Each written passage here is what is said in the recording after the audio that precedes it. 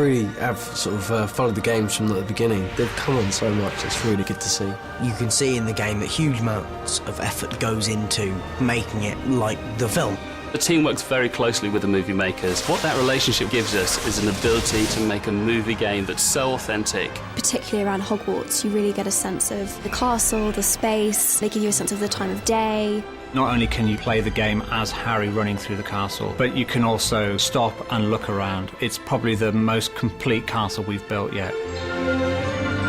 When you're playing the game and you see, Ginny as a character in computer form, it's so real. I think how they've developed it is so amazing. They're starting to look a lot scarily, a lot like us now. All the moles and stuff, so you can see it, it's really weird. It's like looking in a mirror because it is just so, perfect. When I first saw the video game characters, I was so impressed. The appearance and the likeness, I was just blown away. The characters in the game now actually deliver performance. That way we can tell the story and all the emotions of the story in a much more concise manner, I think. Using various technology that I will never understand, they have somehow managed to take my face and a performance and transpose it onto the screen. It's a very important thing that we can have characters that are believable. We want them to have feeling, to put that across in the game. You've been invited to join the Gryffindor Dueling Club.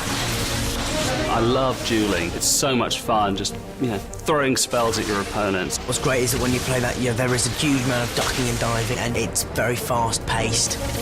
There were certain points in the game where you'll have to come and play in the dueling club, and that'll be all part of your missions. If you're really into the fighting, then you can come and test out your combat, have little challenges. I duelled with Tom Felton, and I beat him 3 times. I'm sure that someone taught him some moves that I didn't know, so here I was sort of flapping my arms about endlessly, and he was just doing a little side thing.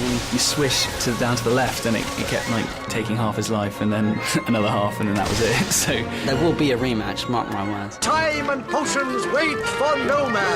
Because potions are obviously so important to the plot in this film, you can pour the ingredients in yourself and you can stir them and fan the flames underneath a cauldron. We had to wave all the fire up and mix it around. I did it really well the first time, the second time I failed the task. The kind of concocting of all these different things, I think that's brilliant fodder for a game. Being able to actually have a cauldron in front of you and use ingredients such as armadillo bile and other revolting things, the fans will love it. We're using the great themes of the story in the movie to make great gameplay, especially where Ron gets given a love potion and Harry has to try and get him to the potions classroom. On the way, of course, he's trying to chat up every object in sight, both animate and inanimate. Romilda, that's a pretty name for a pretty witch. If I picked a favourite potion, it would be Felix Felicis, because it's liquid luck. I just think having that, if you're kind of having a bit of a rubbish day and you could just take a little bit of Felix Felicis and everything would be transformed to go your way. You think that would work?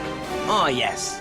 I have a feeling it will. Obviously, how could anyone turn that down? If I could create my own potion, it'd probably be a rose-tinted eye drop, so that you see everything in a lovely glow. It would be Pesticidious, because that would be a potion that gets rid of mice and cockroaches in your house, which would be really useful, I think.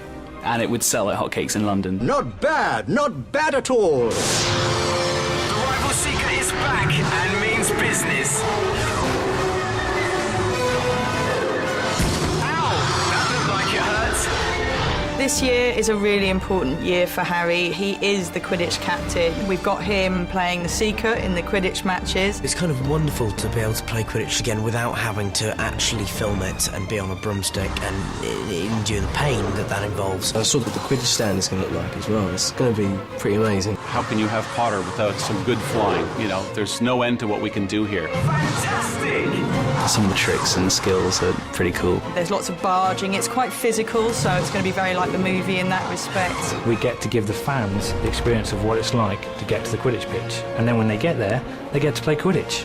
It doesn't really get any better than that, I don't think. And Harry wins the match for Gryffindor! I think there's so much within the Half-Blood Prince that every moment within it will be so much fun to play on the game. It just seems a lot more exciting and closer to the film than we have been before. The thing I like about the games is, it gives me a chance to feel like I'm really performing the spells when you have a reaction from the screen. It really does give you a full experience of the Harry Potter world.